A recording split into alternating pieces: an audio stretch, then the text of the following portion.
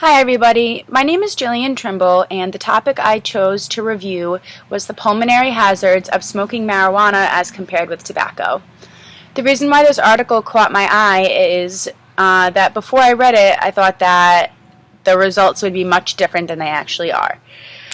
Myself and a lot of kids my age, we think that smoking pot has almost no side effects, and you can frequently hear kids saying it's better than alcohol, it's better than cigarettes. They think that because it grows out of the ground, it has no negative health effects. So that's why I thought it was important to talk about. But this study was actually really interesting in that it showed the negative effects that smoking marijuana can have on the respiratory tract. So how the study was conducted is there was 15 males, and these males were regular smokers of cigarettes as well as marijuana cigarettes. So these men smoked about 29 cigarettes a day, which is a lot. That's a pack and a half, I believe. And they smoked about 6 marijuana cigarettes a day. So these were heavy smokers as it was. What the researchers did was they brought them in and they told them not to smoke tobacco for an hour before and not to smoke marijuana for 6 hours before the study. And then they had them smoke the tobacco cigarette, one placebo marijuana cigarette that only had less than 0.1 THC, and then another marijuana cigarette that was not a placebo. It had regular weed in it. What they did during these tests was measured how deeply the participants were breathing in when they inhaled. So like the volume that they were breathing in, how long they held in the smoke, and the frequency of the frequency between the puffs. So how long were they waiting when they took one puff to take another one.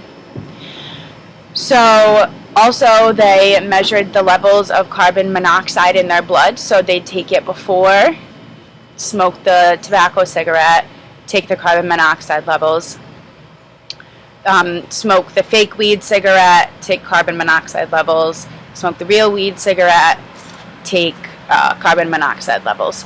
So what they found was actually pretty shocking, and they hypothesized this before the study even began, that the way people smoke marijuana cigarettes is a lot different than the way people smoke tobacco cigarettes.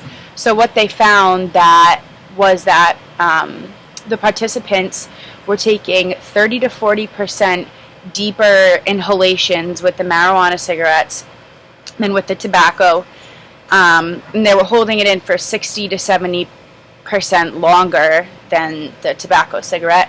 If anyone's ever been around people who smoke weed, this isn't really surprising. You see people breathing in deeply and then trying to see how long they can hold it in before they cough, usually. So, in our age group, that's kind of already known. What was interesting, though, was how much higher the level of carbon monoxide was in the blood after smoking the marijuana cigarette was than smoking the tobacco cigarette. Personally, I would think that the levels of carbon monoxide in the blood would be higher for the tobacco cigarette, but because of the way marijuana is inhaled and how it's inhaled deeply and it's held in, more of the tar is allowed to go into the lungs and actually thus making more of it available to actually be deposited in the lungs. So all of this particulate matter that you're breathing in,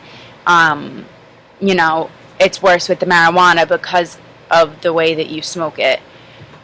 And I think this is really important for people to know, because a lot of people think that smoking weed is harmless, and in some respects it is, but with regards to respiratory function, it really isn't. My suggestion for future research would be to study the effects of the respiratory system using glass pipe as a medium, water pipe as a medium, or vaporizers, because this study looked at weed that was rolled up in papers. So obviously when you smoke paper, you're gonna get a lot of the negative health effects. So be careful when you smoke that weed.